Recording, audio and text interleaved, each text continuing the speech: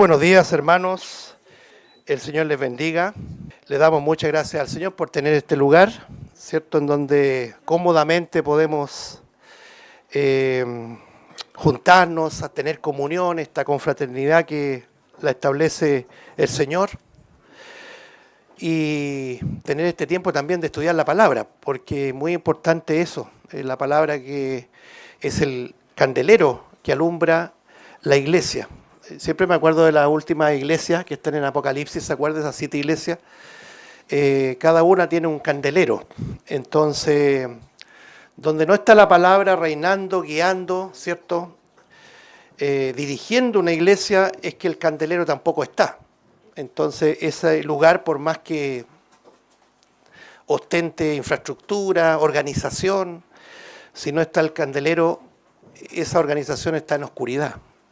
Por eso es muy importante siempre ponderar y poner en alto lo que es la palabra de Dios, hermano. La palabra de Dios es lo que nos permite tener la garantía de que el Señor está en medio nuestro, ¿ya?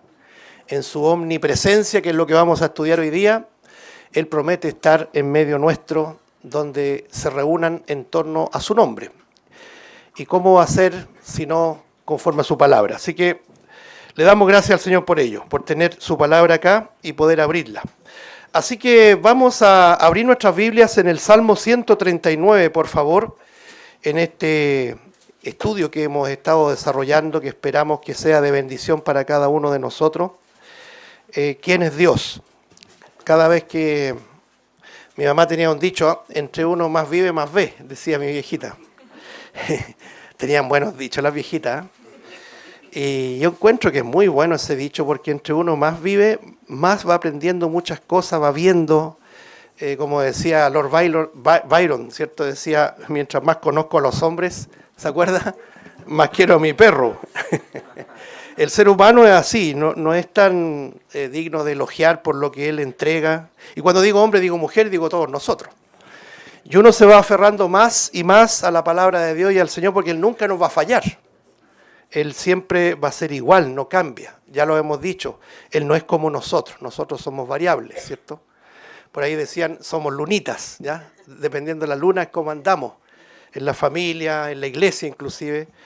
Ojalá que seamos de una sola línea, ¿cierto? Pero Dios no cambia y eso es lo maravilloso. Cristo nunca nos va a decepcionar y esa es la maravilla de ir aprendiendo también de la palabra de Dios, que nos entrega luz. Y cuánto más cuando hablamos de Dios, porque hay tantas versiones de Dios. Un Dios que ha sido manipulado, ha sido caricaturizado, rebajado a un triste rol de humano, incluso de limosnero, como que ruega a sus criaturas que le den. No, ese no es el Dios de la Biblia. El Dios de la Biblia lo hemos estado descubriendo todos juntos a través de los textos que emanan de la sola Escritura, ¿cierto? Un Dios supremo, un Dios soberano. Eso es lo que hemos estudiado hasta ahora, ¿cierto? Un Dios que no es como nosotros, como dice el Salmo 50. Él no piensa como nosotros. Isaías 55, también lo leíamos, tus pensamientos no son como nuestros pensamientos. Son infinitamente más excelsos que nuestros pensamientos, que nuestras lógicas. Hemos visto también su justicia implacable. Dios no va a pasar por alto el pecado, no va a dejar impune el pecado, la maldad al pecador. Pero también vemos al Dios lleno de gracia y lleno de misericordia y de amor. Por medio de esos atributos es que nosotros llegamos a la salvación. De lo contrario estaríamos todos condenados. Y la semana pasada nos encontrábamos con algo bien dramático, por decirlo menos. Nos encontrábamos con un Dios que está sentado en un trono, en un trono, bien digo, en un tribunal, en donde Él va a juzgar.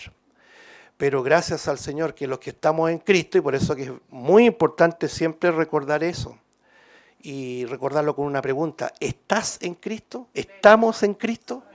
Si eso es una realidad en tu vida, si tú has depositado tu vida en los méritos de Cristo, si tú en algún momento has dicho, mi vida no vale un 20 sin Cristo, y todo lo que soy y lo que seré lo soy por Cristo, y Él ha perdonado todos mis pecados, ¿cierto?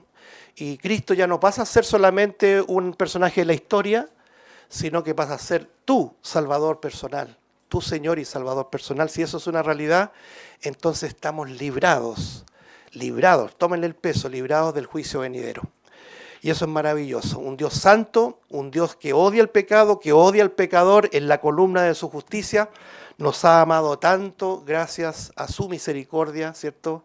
Porque Él no nos ha dado conforme a lo que nosotros merecemos. Y un Dios también, y quiero exaltar este atributo, un Dios tan paciente, ¿cierto? Esa longanimidad de Dios es realmente maravillosa. Cuando uno lo ve como padre, ¿eh? Cuánta paciencia tienen los padres con los niños, sobre todo cuando son pequeñitos. Cuando usted diga, ya, este me tiene aburrido, ¿ah? Me tiene cansado, acuérdese de nuestro Padre Celestial. Así nosotros también a veces le tenemos cansado, diciéndolo humanamente, pero Él tiene longanimidad, es muy paciente para con nosotros porque no quiere que ninguno de nosotros perezca, sino que todos procedamos al arrepentimiento, como dice Pedro. Y hoy día, hermanos, vamos a hablar de un atributo del Señor, porque lo estamos descubriendo todos juntos. No sé cuánto irán a tomar estos estudios, pero es muy importante. Yo sé que lo hemos escuchado muchas veces, lo hemos oído por ahí en alguna predicación, pero es muy importante leerlo, repasarlo y atesorarlo en nuestro corazón. Vamos a hablar de uno de los atributos de Dios, que es su omnipresencia. Es decir, Dios está ahora mismo presente con nosotros. Y en la iglesia de más allá, si se reúnen en el nombre de Cristo, también está presente. Y allá en el otro hemisferio, no sé dónde, allá también está presente. Un atributo realmente tremendo, que ningún hombre podría replicar aún con la inteligencia artificial, ¿cierto? Porque el hombre quiere ser Dios, quiere jugar a ser Dios. Pero Dios tiene una legítima y verdadera, no artificial, omnipresencia. Él está presente en todas partes. Vamos a hablar un poco de la omnipresencia y lo que significa la necedad del hombre que siempre pretende, ¿qué cosa? Escaparse, huir y además neciamente ocultarse de Dios, como si nos pudiéramos ocultar de Él. Salmo 139, versículo 7, por favor. Dice así la palabra del Señor, Salmo de David. Salmo 139, 7. ¿A dónde me iré de tu espíritu? ¿Y a dónde huiré de tu presencia? Si subiera a los cielos, allí estás tú. Y si en el Seol, ahí en el lugar de los muertos, o Hades también, en griego, ¿cierto? Que es lo mismo. Si en el Seol hiciere mi estrado, he aquí, allí tú estás. Si tomare las alas del alba y habitare en el extremo del mar, aún allí me guiará tu mano. Antes de comentar, mire lo que dice el profeta Jeremías en esta misma dirección, es el mismo espíritu que escribe, ¿cierto? Que inspira. Jeremías 23, 24, dice lo siguiente, Jeremías 23, 24. ¿Se ocultará alguno, dice Jehová, en escondrijos que yo no lo vea? ¿No lleno yo, dice Jehová, el cielo y la tierra? Dos pasajes contundentes, entre muchos otros, que declaran la omnipresencia de Dios, muy distinto a nosotros. Y ahí es cuando nosotros entendemos que nuestro Señor Jesucristo en su ministerio limitó algunos atributos, ¿cierto? Nuestro Señor Jesucristo no dejó de ser Dios, pero se revistió de humanidad, y cuando hablamos de revestirse en humanidad es que se hizo 100% hombre. Y muchas veces Él estaba en una localidad de Israel, pero al mismo tiempo no estaba en la otra. Pero como Dios, Él seguía siendo omnipresente. Entonces, el atributo de la omnipresencia de Dios significa así, muy simplemente, que Él está presente en todos los lugares al mismo tiempo. Algo que nosotros no lo podemos, ¿no es cierto?, explicar humanamente. Este es el Dios que para el pensador le produce confusión, le produce rechazo. ¿Cómo es eso que va a estar presente en todos los lugares? Bueno, nosotros lo creemos por fe. Nuestro Dios es omnipresente. Que no ha de confundirse con el concepto hindú, que usted lo ha escuchado alguna vez, un concepto pagano, ¿cierto?, al margen de la revelación del Dios verdadero, que es el panteísmo. No sé si lo ha oído hablar. Panteísmo significa, en otras palabras, presente en todas partes. Pero no es omnipresencia, ¿sí? Por ejemplo, ellos dicen, los hindúes dicen, Dios está en un árbol, ¿ya? Es un concepto filosófico, no es teológico. Dios está en el viento, Dios está en la lluvia, Dios está en la tierra, etcétera, etcétera. Ese es el concepto panteísta. Por eso cuando hablamos de panteísmo no lo podemos relacionar con la omnipresencia de Dios, ni menos con la enseñanza bíblica, sino con lo que es culturas milenarias, donde hay un Dios impersonal, no como nosotros creemos que es un Dios personal, que tiene intelecto, que tiene sensibilidad moral y que también tiene voluntad. Muy distinto es el hinduismo. Así que no nos confundamos con eso. Lo que debemos nosotros siempre presentar es que Dios está presente en todas partes y aún en su creación Él manifiesta, ¿cierto?, su mano todopoderosa. Por ejemplo, Romanos 1:20 lo dice, cuando lo estuvimos estudiando ahí, dice, porque las cosas invisibles de Él, su eterno poder y deidad, se hacen claramente visibles desde su creación. Eso no es panteísmo, eso es evidencia de que al Dios que alabamos tiene un atributo, no solamente su omnipresencia, también su omnipotencia. Él es creador, tiene la capacidad de hacer todas las cosas, que lo vamos a estudiar quizás en la próxima semana, la omnipotencia de Dios. Pero frente a esta omnipresencia de Dios, y nosotros como creyentes a veces erramos en eso, siempre pretendemos neciamente, hermano, como seres humanos, de huir de Dios. Como que esa huida va a solucionar el conflicto que rompe o de alguna manera afecta en nuestra perspectiva la comunión con Dios, que es el pecado. Lo hemos dicho muchas veces, hermano, nada nos puede separar del amor de Dios. Y esto no es un concepto, como nos dicen y nos atribuyen ese apelativo que lo encuentro muy injusto y casi calumnioso. Ustedes son los salvos, siempre salvos. Los que predican que usted, como ya es salvo, usted puede vivir como quiera. Eso realmente es una calumnia. Ya, eso no es lo que dice la Biblia, ni es lo que pregonamos nosotros al presentar una salvación segura. Porque la salvación no está en juego. El que es salvo hoy día lo será por toda la eternidad y nada podrá separarte del amor de Dios. Ni lo presente, ni lo porvenir, ni lo alto, ni lo ancho, ni lo profundo. Nada nos puede separar de Dios, ni aun tu desobediencia. Pero bien sabemos que cuando nosotros desobedecemos, y nadie va a predicar desde aquí, hermano, desobedezca, total Dios no ama. No, eso sería un anticristianismo, un antievangelio. ¿Se entiende? Pero aún así, hermanos, en tu desobediencia, en tu tosudez o la mía, el amor de Dios no va a cambiar. Y Dios va a seguir presente en todos los lugares donde tú te desarrolles, aún donde le honras o a donde por causa del pecado le deshonras, ahí va a estar Dios presente. ¿Por qué? Porque es omnipresente. Pero neciamente nosotros pensamos que cuando le fallamos al Señor, yo no puedo estar en su presencia, decimos. Y hay muchos lenguajes propios de la cultura evangélica. Cuando uno dice, sentí la presencia del Señor. ¿Dónde la sintió? En la iglesia hubo un culto realmente espectacular, la sentí. Eso es una expresión, por más que sea respetable, es una expresión subjetiva, pero no es una expresión bíblica, porque Dios siempre está presente. No es que usted lo sienta o no, Dios siempre está presente. ¿Por qué? Porque Él es omnipresente. No es que Él desapareció y está en China y no está conmigo ahora. No, está siempre contigo y lo estará hasta el último suspiro de tu vida. Porque Él es omnipresente. Pero nuestra necedad, nuestro pecado, el sello del pecado que, permíteme decir, todavía lo llevamos dentro, siempre tiende a que nosotros nos escondamos del Señor. Escapemos de su presencia.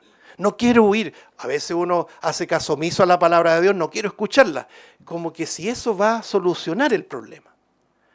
Para un creyente el problema no se soluciona escapando, no se soluciona huyendo, no se soluciona neciamente escondiéndose. ¿A dónde se va a esconder? El salmista lo acaba de decir. ¿Dónde huiré de tu espíritu? Y dicho muy de paso, el Espíritu Santo es Dios también. Porque también vamos a hablar de eso en la Trinidad. Dios Padre, Dios Hijo y Dios Espíritu Santo. Por lo tanto, el Espíritu está presente en todas partes.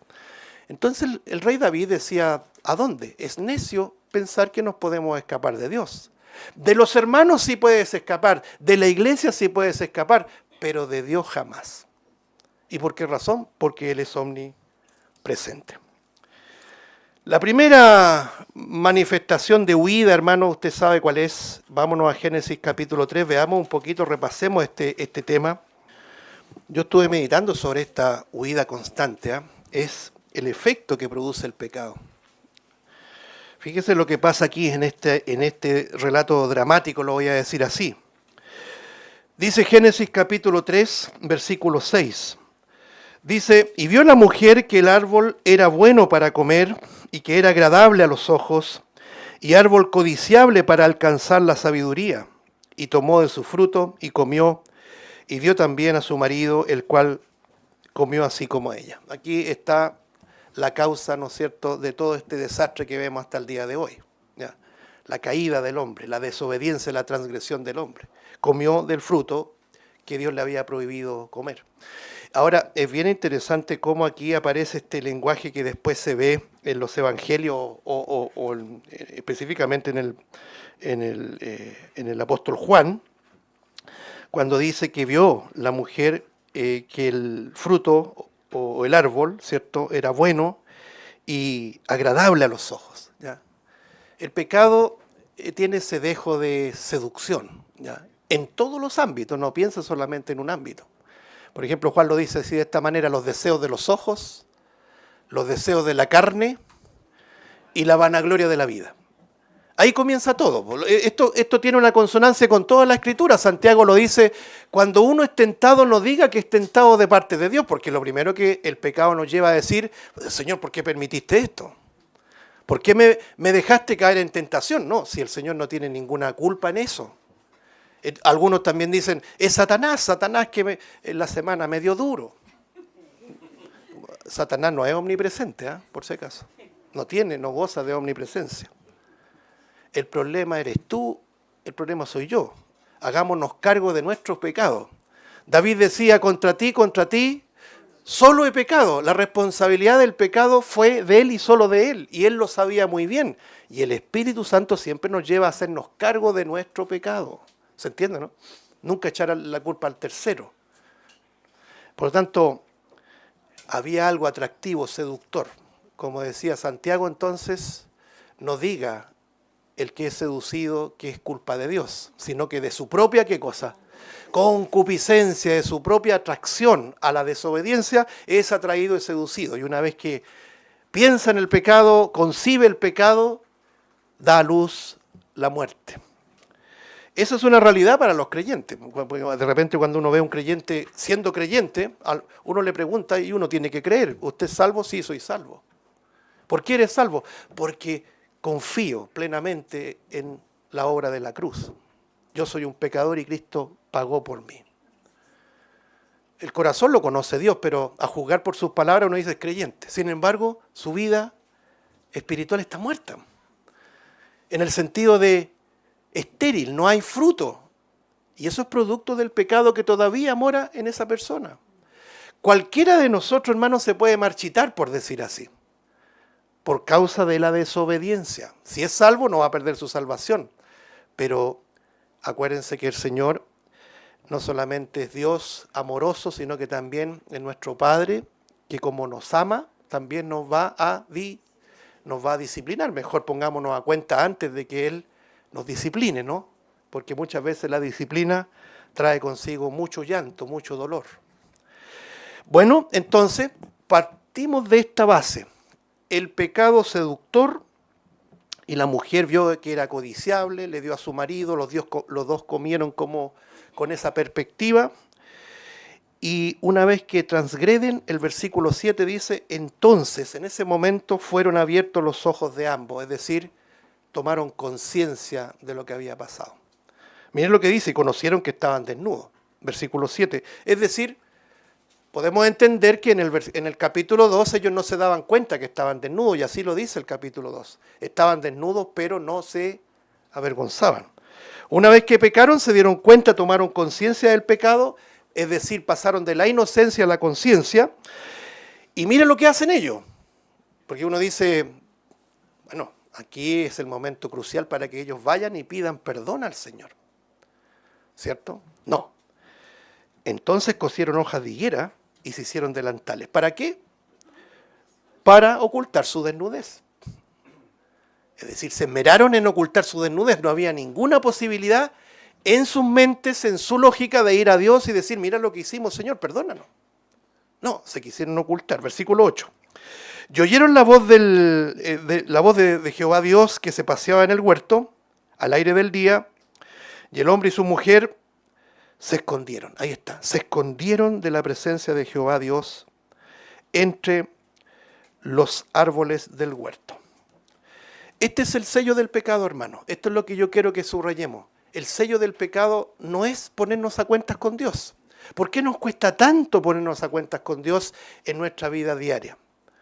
Por causa del pecado. El pecado no solamente es hacer esto o aquello, sino no hacer lo que debemos hacer.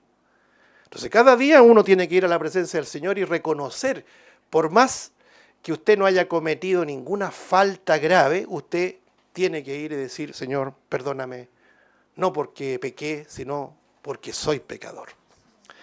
Eso es muy importante. Pero el pecado, ¿a dónde nos lleva? Nos lleva siempre a huir, a escondernos. Imagínense usted aquí, el hombre y la mujer se escondieron. Esa frase, esa expresión es muy reveladora. Se escondieron de la presencia del Señor. ¿Ustedes creen, hermanos, a juzgar por la propia Escritura, no por tu mente ni la mía, que estaban escondidos delante de Dios? No, porque el Señor es omnipresente. El Señor sabía muy bien dónde estaban. De hecho, cuando aparece la primera pregunta de Dios al hombre, ahí en el versículo 9, más Jehová Dios llamó al hombre y le dijo, ¿dónde estás tú? De ninguna forma podríamos interpretar de que Dios no sabía dónde estaba el hombre. Él sabía muy bien dónde estaba, porque no solamente sabía en su omnisciencia, sino que sabía en su omnipresencia, porque no los dejó, nunca los dejó, siempre estuvo con ellos. Pero ahí es donde cuando interpretamos nosotros de que a toda criatura el Señor la busca, no es que el hombre busca a Dios, sino que Dios busca a la criatura, busca al pecador, porque si no lo busca, el pecador sigue escapando. Si tú y yo vivíamos en una constante huida, y usted dirá, bueno, yo no creo, porque para debatir, ¿no es cierto?, hay muchos argumentos. Entonces uno dice, yo tenía mi religión, yo tenía mi buen estilo de vida, yo tenía mi filosofía de vida, no le hacía mal a nadie, por lo tanto, yo estaba a cuentas con Dios. Entonces uno dice, bueno, eso a la luz de la lógica humana, sí, tiene razón, tiene cierta coherencia, pero a la luz de la Biblia nos damos cuenta que nosotros, con o sin religión, vivíamos en una constante huida, escapábamos, nos escondíamos del Dios verdadero, no queríamos confrontarnos con este Dios santo que no perdona, ¿cierto?, si nosotros no caemos humillados a sus plantas, sino que su justicia está ahí, pero implacable sobre nosotros. Como lo leíamos, su ira está sobre nosotros. Entonces, ¿qué significa todo esto? Esa escapatoria es el sello, hermanos, del pecado. Huir, escapar, esconderse de la presencia de Dios. Si el Señor no sale en busca de nosotros, nosotros seguimos nuestro destino, ¿a dónde? Al despeñadero, al infierno. Y bien merecido que lo teníamos. Génesis capítulo 4, por favor, avancemos. Otro ejemplo. Versículo 13, dice así. Génesis 4:13. Y dijo Caín a Jehová, grande mi castigo para ser soportado. He aquí me echas hoy de la tierra. Note, y de tu presencia me esconderé. Y seré errante y extranjero en la tierra, y sucederá que cualquiera que me hallare me matará. Mire cómo está actuando Caín, ¿eh? Interesante leer esto y contextualizarlo. Por su relato parece una víctima, porque el pecado siempre nos lleva a victimizarnos, ¿ya? Escapar y victimizarnos, ¿ya? Hay un artículo que se llama víctima o victimario. Es muy importante entender que nosotros nunca somos víctimas. Por ejemplo, una relación matrimonial. La relación matrimonial, uno a veces busca quién es la víctima y quién es el victimario. Los dos son victimarios. Los dos tienen responsabilidad. Estamos hablando de un matrimonio. Muchas veces las relaciones humanas, la relación en la iglesia también. Entonces uno dice, no, voy a escapar de esto. Y uno huye, ¿no es cierto? En lugar de enfrentar la situación, en lugar de apelar a todos los atributos que Dios nos exhibe amablemente, nos ponemos como víctimas, ¿ya? como las pobres víctimas. Este es Caín. Lea usted. Dice, grande es mi castigo para ser soportado. Llorando ahí. Y ahora me echas de la tierra, soy errante, extranjero. ¿Y qué quería? ¿Qué quería, que lo aplaudieran? Había matado a su hermano. Y no solamente lo había matado, porque lo mató por envidia. ¿Ustedes se acuerdan? Y peor aún, cuando el Señor le pide cuentas, le dice, ¿qué? ¿Soy acaso guarda de mi hermano? Atrevido, insolente, delante del Señor, soberbio. Sin embargo, el Señor en su amabilidad, en su deferencia, es increíble leer esto. Versículo número 15. Y respondió Jehová, ciertamente cualquiera que matare a Caín 7 veces será castigado. Entonces Jehová puso señal en Caín para que no lo matase cualquiera que le hallara. Aún así puso un distintivo para que este canalla no fuera matado al primero que lo encontrara. Ahí es cuando nos dice, ¿quién entendió la mente del Señor? ¿No? ¿No es así? Pero sigamos leyendo. Versículo 16, salió pues Caín de delante de Jehová y habitó en tierra de Nod, al oriente de Edén. Bueno, en esta oportunidad no voy a caer en esas tentaciones sensacionalistas de decir, mire, ¿dónde apareció esta nueva civilización? No voy a entrar en ese tema. Hay mucha especulación. Hay muy famosos que dicen que había más habitantes en la tierra. Dicen que Adán no era el primero, sino que ya había muchos hombres, ya había poblamiento. Bueno, se enredan en sus poros. El que explica se complica. Tenemos que leer lo que dice y lo que no dice se lo preguntaremos al Señor cuando estemos en su presencia. Seamos humildes en eso. Bueno, ¿qué quiero señalar acá? Que esta expresión, no solamente la del versículo 14 que dice, de tu presencia me esconderé, sino que en el versículo 16 cuando dice, versículo 16, salió pues Caín de delante de Jehová. Esta expresión en hebreo puede implicar la acción de arrancar, de huir o de escapar. En otras palabras, cuando el Señor le dijo todas las cosas, ¿cierto? Caín salió arrancando de la presencia del Señor. Entonces, eso es muy interesante considerarlo al momento de ver su omnipresencia, porque aunque nosotros a miles de kilómetros nos apartemos del lugar donde estuvimos confrontando el problema o viviendo la situación, a miles de kilómetros va a estar el Señor, no va a poder arrancar de su presencia. ¿Por qué? Porque Él es omnipresente. Entonces, esto a mí me recuerda, porque esto es el sello del pecado, me recuerda lo que va a ocurrir, estamos hablando de Génesis, y si saltamos rápidamente al Apocalipsis, ¿qué les parece? Lo que va a ocurrir en el futuro. Miren el capítulo 6 de Apocalipsis, por ejemplo, capítulo 6 de Apocalipsis, versículo 12 en adelante. Esta implicación del pecado, que nos entrega el pecado de arrancar, de huir, de escapar, no cambia en miles de años. Estamos hablando del Apocalipsis ahora. Por ejemplo, en Apocalipsis capítulo 6, lea usted lo que dice, versículo 12.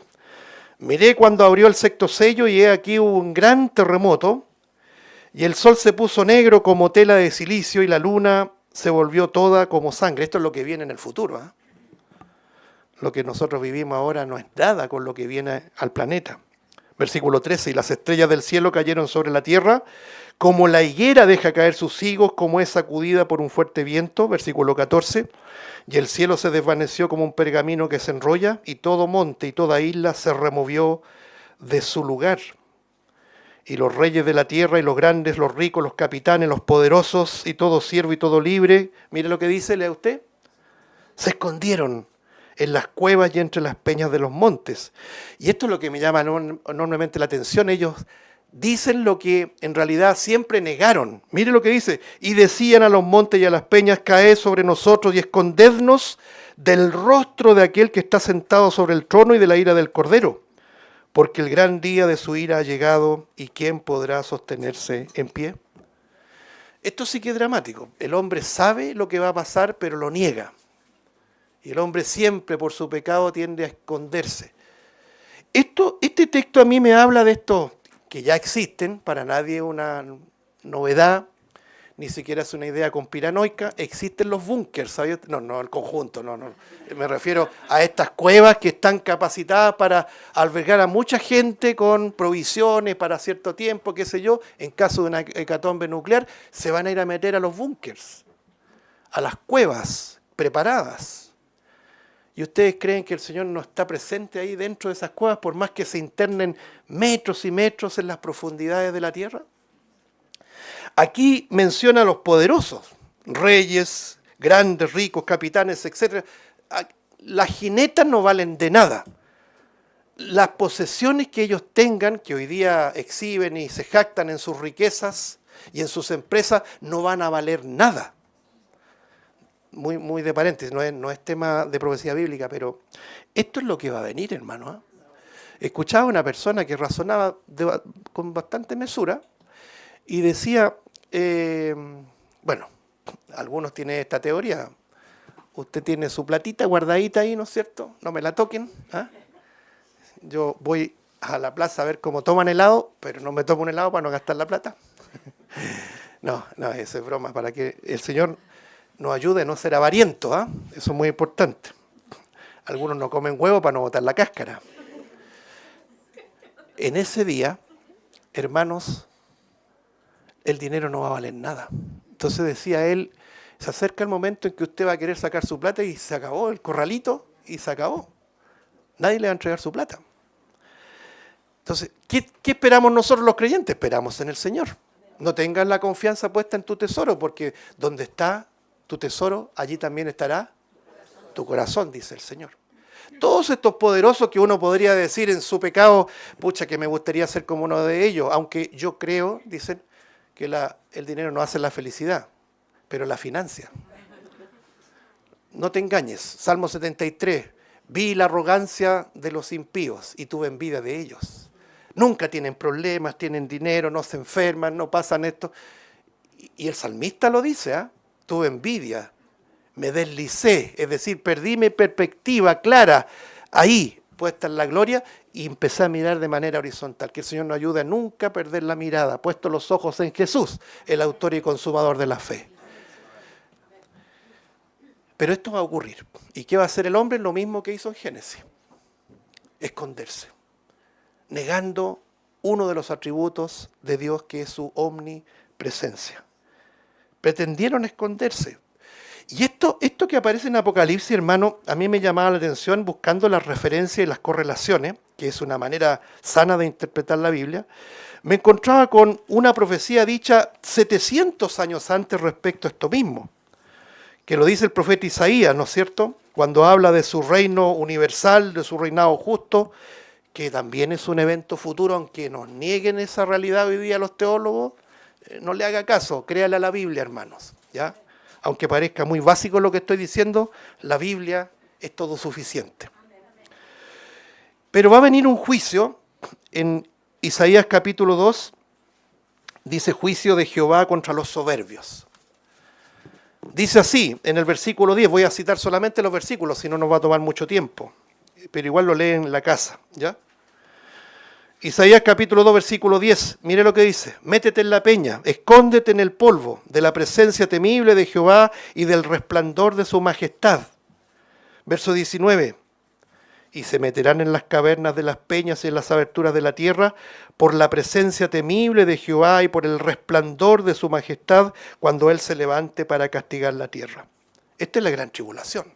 Este es el día temible, terrible, día oscuro, día de nublado de Jehová, la ira de Dios. Se va a desatar en este mundo.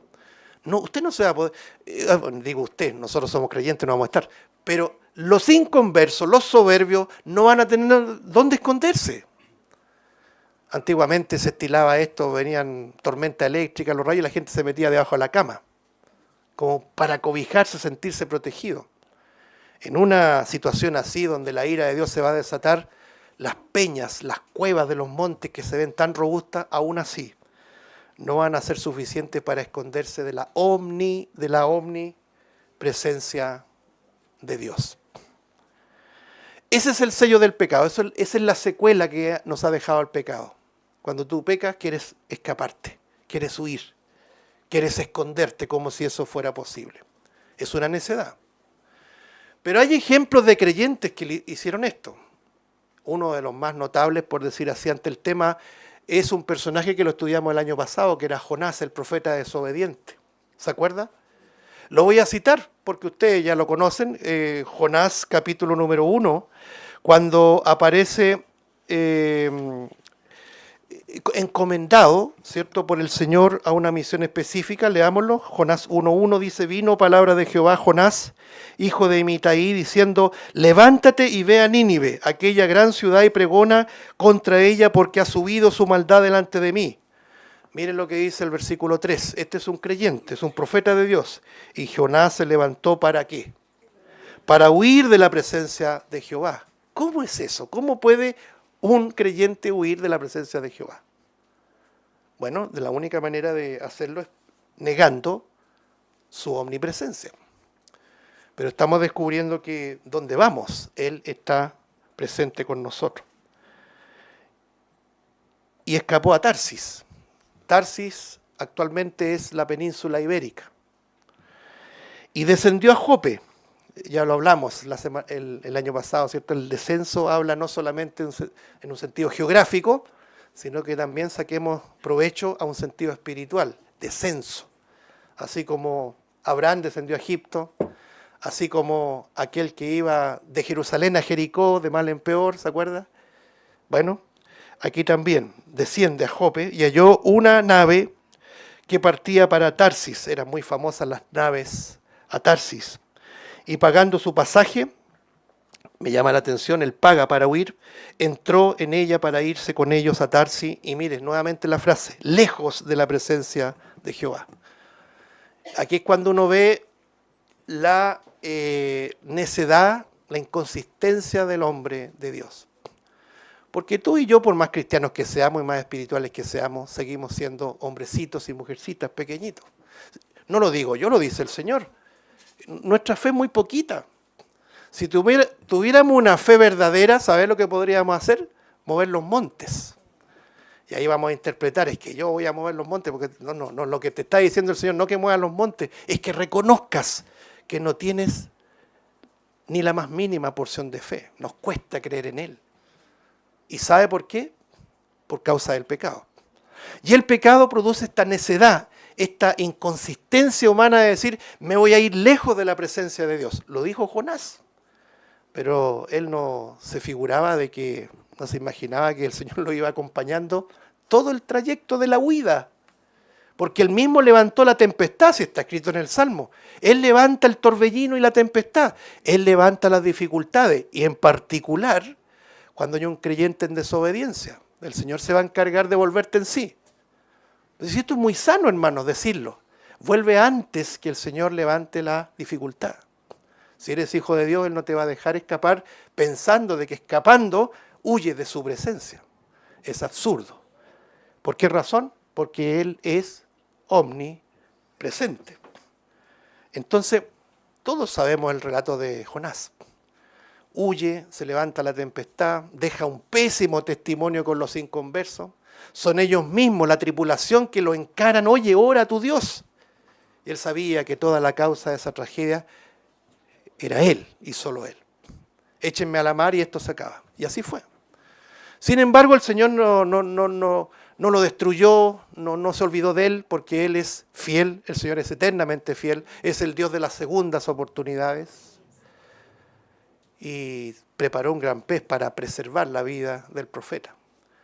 Pero después a mí me llama la atención, después de toda esta experiencia realmente extraordinaria, ¿cierto? El profeta no cambió mucho, siguió siendo porfiado.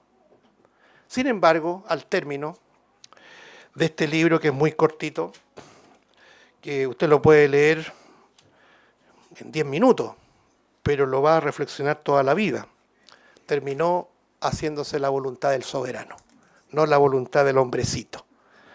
Eso es maravilloso. Otro pasaje que quiero citar, hermano, en esto de la omnipresencia, que me llama la atención, está en Primero de Reyes, por favor. Primero de Reyes, capítulo número 19.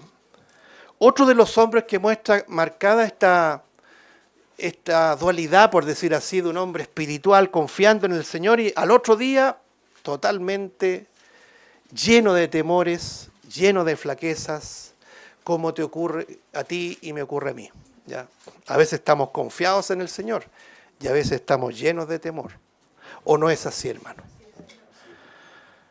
Acuérdense que al Señor no le gustan los valentones. ¿Ya? Al Señor le gusta y le agrada a aquellos que se fortalecen en el poder de su fuerza. ¿Ya? El que reconoce, Señor, sin ti yo no tengo fuerza. El Señor da más gracia a aquellos. Pero aquellos que dicen, no, yo me las bato solo. Esos son soberbios. El Señor los mira de lejos. Bueno, aquí está el profeta Elías. Lea usted lo que dice acá en el capítulo número 19. Vamos a dar lectura del versículo 1 en adelante. Primero de Reyes, capítulo 19, versículo 1. Dice, Acab dio a Jezabel la nueva de todo lo que Elías había hecho. Ahí degolló a todos los profetas falsos, imagínense. Los confrontó primero y después los degolló en el Monte Carmelo. Que, dicho muy de paso, vaya a ver ahora el Monte Carmelo lo que ha quedado. En un lugar de paganismo. O sea, nuevamente el hombre tropieza con la misma piedra y levanta ídolos inmundos ahí. Actualmente, por si acaso. Entonces, le dijo a Jezabel, a su señora, porque Acab tenía señora. Es complicado este tema. Nosotros tenemos que reconocer, hermano, la mujer que olvida las demandas del Señor para con ella, le cuesta sujetarse a su marido. ¿Sabía usted? La mujer espiritual lucha por ir en contra de esa naturaleza así innata de sobrepasar al marido, dicho muy de paso. Y por su parte, el hombre tiene la demanda de amar a su esposa como Cristo amó a la iglesia. Dos demandas que son contra nuestra naturaleza pecaminosa. Entonces, que el Señor nos ayude a los hombres a amar a nuestras mujeres incondicionalmente y a las mujeres a someterse a sus maridos. Hoy día, claro, es muy común esto de la señora. Tengo que preguntarle a mi señora.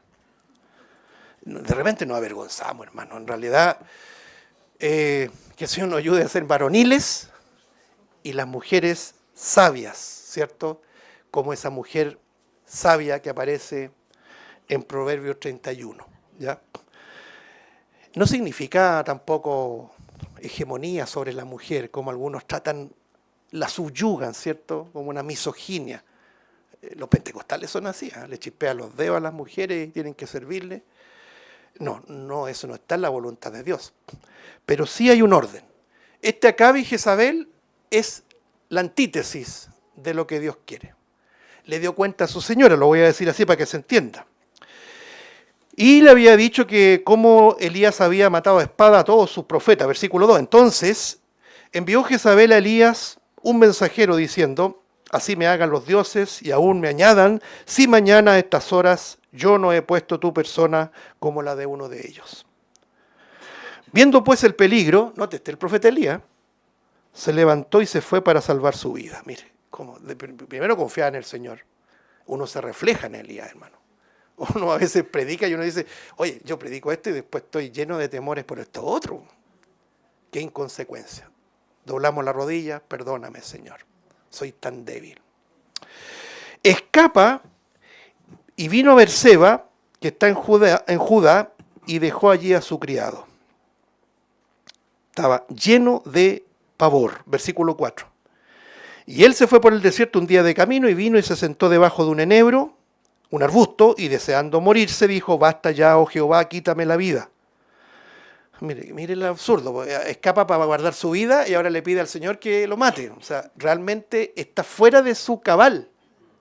Es un siervo de Dios para que esto nos sirva a nosotros para que seamos humildes delante del Señor. Pues no soy yo mejor que mis padres. Versículo 5. Y echándose delante del enebro se quedó dormido y he aquí luego un ángel le tocó y le dijo, levántate, come. El Señor manda un ángel, no para reprocharle, no para criticarle, sino para alimentarlo. Con qué ternura el Señor nos trata. Versículo 6, entonces él miró y he aquí a su cabecera una torta cocida sobre las ascuas y una vasija de agua, y comió y bebió y volvió a dormirse. Verso 7, y volviendo el ángel de Jehová la segunda vez, lo tocó diciendo, levántate, come, porque largo camino te resta. Este ángel de Jehová es una teofanía de nuestro Señor Jesucristo. Verso 8. Se levantó pues y comió y bebió, y fortalecido con aquella comida, caminó 40 días y 40 noches hasta Horeb, el monte de Dios. Y aquí viene la parte clave. Y allí se metió en una cueva donde pasó la noche, y vino a él palabra de Jehová y le dijo, subrayé, ¿qué haces aquí, Elías? Cuando por primera vez yo vi esta frase, porque uno la pasa por alto, o la pasa así a la rápida. La lógica humana es que Dios que le haya dicho a Elías, ¿qué haces allí, Elías? Porque uno tiene la convicción de que Dios está lejos de nosotros. Es cierto, ahora mismo el Señor mora en el tercer cielo, pero a su vez está presente con nosotros. Entonces esta expresión de omnipresencia, ¿qué haces aquí, Elías? Es lo que a mí me llamó mucho la atención. Es decir, Dios está en todos los lugares con nosotros. A donde le honras y aún por causa del pecado donde le deshonras, ahí está Dios contigo. Por eso que esto desmorona, hermanos, toda esta carga religiosa, por ejemplo, de los lugares sagrados. No, es que ahora voy a ir a la iglesia, voy a ir al lugar sagrado, ahí yo tengo que ir limpiecito. Y después, con los amigos, se acabó la limpieza. No, debo decirte, y también me digo a mí mismo, el Señor está presente contigo todos los días. ¿Por qué? Porque Él es omnipresente. Elías pensó que escapando iba a zafarse de esta situación lleno de temor, ¿cierto? La mujer, Jezabel, lo había amenazado, pero el Señor seguía con él siempre. Aún en su descenso espiritual, aún cuando su fe flaqueaba, ahí estaba el Señor con él. Pero me llama enormemente la atención frente a este tema de la omnipresencia, que donde tú te muevas, el Señor te va a decir, ¿qué haces aquí? No, ¿qué haces allí? Como que Él está lejano. No, Él está contigo. Y viéndolo doctrinalmente, mis hermanos, vamos viendo que el hombre siempre tiene esta tendencia a circunscribir, a limitar a Dios a un lugar sagrado. Me acordé, ¿sabe de quién? De la mujer samaritana. Cuando el Señor, yo sé que en su sabiduría le preguntó sobre el marido, ¿cierto? Y ella le dijo, es que no tengo marido. Bien dijiste, porque has tenido 5 maridos y el actual no es tu marido. Es decir, le tocó un tema sensible, hermano. Es como cuando algún hermano se mete en temas sensibles nuestros y uno quiere escapar. No, esta cuestión no la voy a enfrentar y quiere huir. O se enoja con la persona o se hace el loco. Para que me entiendan. ¿Saben lo que hizo la mujer samaritana? Usted lo ha leído. Le estaba tocando un tema sensible, un tema de pecado. Había tenido 5 maridos y ahora convivía con un hombre. ¿Y sabes lo que le dijo la mujer samaritana? Tú eres profeta. Mira, aquí adoraron nuestros padres, en Gerizim. Le cambió el tema. Inmediatamente llevó el tema a otra esfera, ¿no es cierto? Diciendo, aquí adoraban mis padres. Y el Señor le responde de manera categórica, ni aquí ni allá. Ni en este monte ni en el otro. Refiriéndose a los samaritanos, a los judíos. Los judíos en Jerusalén, los samaritanos en Gerizim. ¿Cierto? Porque Dios busca adoradores que le adoren en espíritu y en verdad. Esto está en Juan 4. Es decir, cuando hablamos de espíritu, hablamos de tu espíritu. Porque nosotros somos de 3 partes, ¿cierto? Esto es doctrinal también. Cuerpo, alma, espíritu. ¿A dónde vino a morar el Señor en nuestro ser? Al espíritu, en la habitación de Dios. Por lo tanto, donde tú te muevas, está Dios contigo. Está ejerciendo su omnipresencia, aunque no lo sientas, menos aunque no lo veas, ¿cierto? Porque no lo vamos a ver, pero Él está presente. El apóstol Pablo dice, a ver si me acompañan a ver estos pasajes, hermanos, ya vamos terminando. En 1 Corintios capítulo 3, versículo 16, dice, ¿no sabéis que soy templo de Dios y que el Espíritu de Dios mora en vosotros? 1 Corintios 3, 16. ¿Está leyendo, no? Si da vuelta la hoja en el capítulo 16, versículo 19 dice: ¿O ignoráis que vuestro cuerpo es templo del Espíritu Santo, el cual está en vosotros, el cual tenéis de Dios, y que no sois vuestros?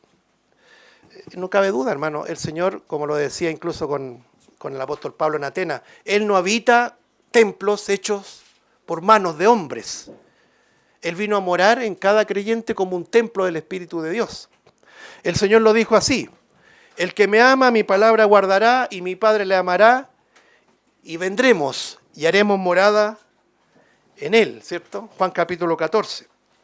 Entonces, cuando vemos esto, nos vamos despojando de esta idea religiosa, primero de escondernos de su presencia, en este concepto esa muletilla religiosa, sienten la presencia del Señor en el culto. Oye, el Señor está presente en todos los momentos, cocinando en la casa, trabajando, caminando en la calle. Él va contigo porque Él tiene un atributo único, es omnipresente.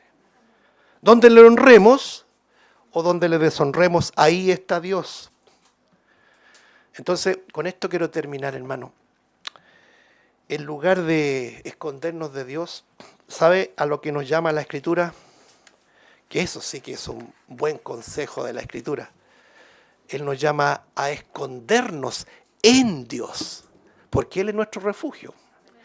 Hay un himno que cantamos, el número 6, dice: sé mi escondedero fiel. El rey David decía: te amo, Jehová, fortaleza mía, Jehová, roca mía, castillo mío. Mi libertador es mi refugio. David decía: el que habita al abrigo del Altísimo morará bajo la sombra del Omnipotente.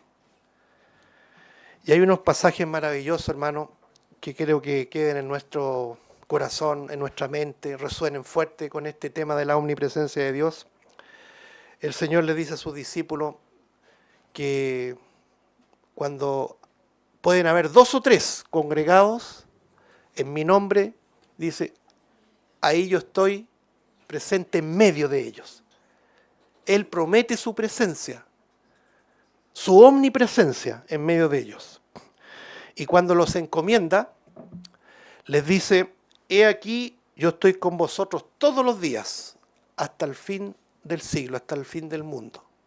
Porque Él nos va a acompañar siempre, porque nuestro Paracleto es nuestro ayudador, nuestro abogado. Nunca nos va a dejar ni nos va a desamparar. En los momentos de plena felicidad, ahí está con nosotros. Y en los momentos cuando tú te sientas derribado, derrotado, el Señor también está contigo, porque es omnipresente.